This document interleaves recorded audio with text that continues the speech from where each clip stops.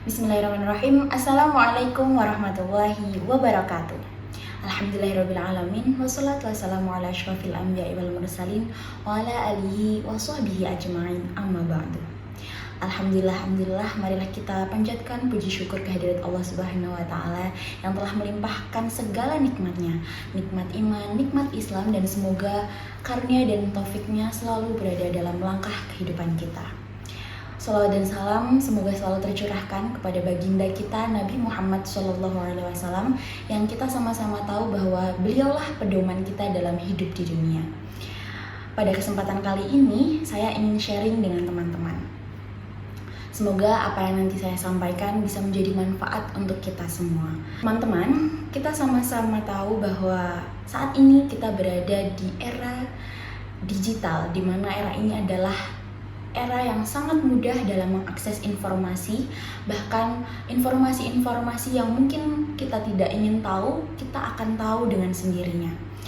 Sebagaimana kemudahan akses informasi, kita juga mudah dalam menyebarluaskan informasi. Nah, dalam era keterbukaan informasi ini, kita harus bijak, kita harus tahu mana hal-hal yang perlu kita lakukan agar kita tidak mengalami atau tidak melakukan penyalahgunaan dalam media sosial. Karena ketika kita menyalahgunakan media sosial, informasi yang akan kita sebarkan justru akan menjadi informasi yang tidak benar atau istilahnya bisa disebut dengan hoax. Dan saat ini media sosial adalah media yang menjadi rujukan orang-orang untuk belajar agama Islam. Nah, banyak sekali pendakwah-pendakwah yang sudah terampil, sudah beradaptasi untuk memanfaatkan media sosial di era sekarang. Mungkin teman-teman ada yang ingin atau memiliki niat untuk menjadi pendakwah di media sosial, menyebarluaskan pesan-pesan agama. Perlu diketahui bahwa menyampaikan pesan-pesan agama itu adalah hal yang dianjurkan oleh Allah Subhanahu wa Ta'ala, dianjurkan oleh agama kita pula. Namun dalam menyampaikan pesan-pesan agama, kita harus tahu, kita harus teliti apakah ajaran itu sesuai atau tidak dengan ajaran agama kita. Namun selain kita mengerti apa ajaran yang akan kita sebarluaskan di media sosial, tentunya kita harus tahu dengan cara apa kita menyampaikannya. Tentu saja kita harus menyampaikannya dengan baik dan penuh hikmah.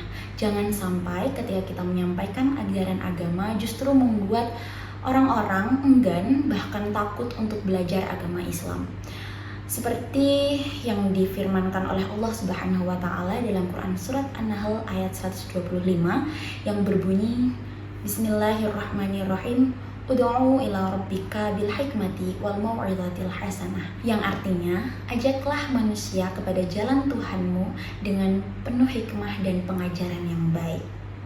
Dari situ kita tahu bahwa kita harus menyampaikan agama Islam dengan penuh cinta, penuh kasih, dengan kedamaian, sehingga orang-orang mendapatkan hikmah itu. Sebagai contoh, saat ini ada pendakwah muda yang aktif mengajarkan ajaran-ajaran Islam melalui media sosial. Mungkin teman-teman tidak asing dengan sosok ini. Beliau adalah Husain Basyaiban atau Kadam Siddiq. Dengan cara-cara yang beliau sampaikan, dengan ilmu-ilmu yang sudah beliau pelajari dan sanad yang sangat jelas, beliau bisa menjadi role model untuk anak-anak generasi saat ini.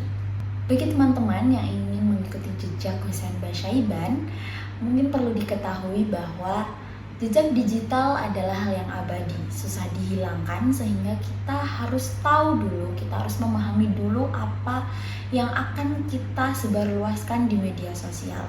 Dengan cara apa kita menyampaikan, sehingga kita tahu dan bisa mengukur dampak-dampak yang akan terjadi setelah kita mengupload konten itu. Jadi teman-teman harus tahu apa yang akan disampaikan, bagaimana cara menyampaikan, dan dampak dari apa yang disampaikan. Jadi bijaklah dalam bermedia sosial. Semoga bermanfaat. Wassalamualaikum warahmatullahi wabarakatuh.